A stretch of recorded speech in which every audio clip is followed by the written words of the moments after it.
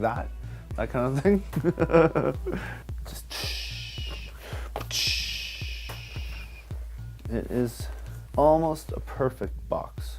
The packaging is absolutely epic. It has all facets of attractive design. It's so up my alley. I just like looking at it. I like the backside because it's so unblemished, and I just love the way they have the silver wrought through the beautiful blue, dark blue hues of the box. Like the last light, I mean, it could be the first light, but I have it as the last light. Just before things are gonna get dark for the night, the storm's rolling in. Talisker storm. I guess it's a sea lion, if you look at it. It has the upper body of a Scottish lion, and it has the lower body of a merfolk. Here we go again. We're way out on the outer edges. It's from the Isle of Skye.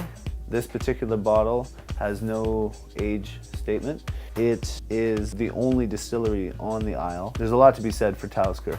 The only one I really know well, of course, is the Talisker 10. So the Storm, although I've had it before, is what I recall as being a really quality whiskey relative to the Talisker 10 that I knew.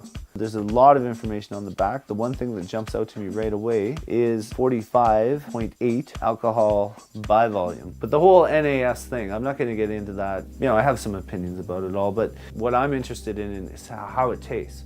And it's neat to continue to think about a little island having a big distillery and what that must mean to that island. I thought there was something interesting to read here. I read it earlier. It was like a nice little story piece. Ah, here we go. No whiskey reveals the character of its birthplace better than Talisker. This is a self. They're saying that about themselves. How good is that? To know Talisker is to feel the power of the sea and sense its rugged location on the banks of Loch Harport on the foreboding Isle of Skye. Talisker Storm is truly a tempestuous single malt. Nice. And it's quite a box. How much time does one box deserve? I'll tell you. Talisker Storm takes the cake on that. Oh, check that out. What do you know? How cute. Like, who did that? I'm serious. I didn't do this. What's this? A cufflink or something? What? This is a reveal. Do you have any idea what this is? Honestly, it's just a pleasant surprise, really, isn't it? Who knew? You can't plan for these things, you know? You just gotta go with it. Thanks for then. I'm gonna put you up here for the night, maybe as a reminder that you happened.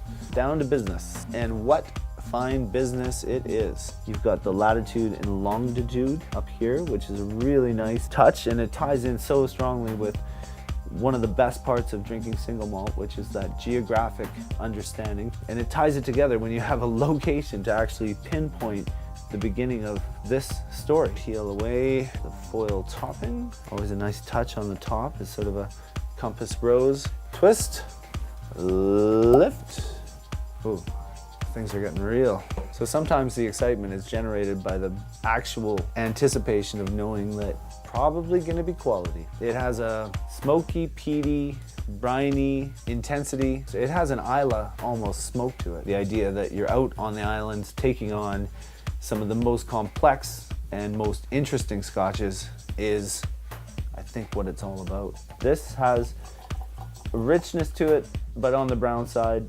It's not an extravagantly, you know, beautiful color. It's gold, amber, the usual sort of things that you would expect in a whiskey, but it doesn't have a dramatic flair at all. It's not notably pale, and it's not notably rich in color. It smells good everywhere. It's not just like in the glass or in the bottle. It smells good like when you actually spill it. Up front, you get the wood, but it's just like a charring, not as deep as like the campfire feel of a Lefroy, but it has its own smoke that sits inside the smell. There's a burning, and you know, I think the salt over top of the burn is more prevalent. So you move from a wood into a hot salt, and it's a nice transition. And it makes you want to drink and take it on and try to understand what they're after here. Yeah, that's a wild ride. That's really good. So much happening. It's really top notch. It has a really nice combination of flavor, burn, and then it dissipates. It's not finishing in a sort of noteworthy way. But what's noteworthy is really the combination of heat, salt, and wood. And it sort of works together in combination to create something that's pretty unique. I love that about the Talisker whiskeys. There's a really interesting thing that happens when you drink them, which is they heat up and you feel it. You feel the warmth in your body, but it doesn't push you over the edge and make you feel like it's harsh.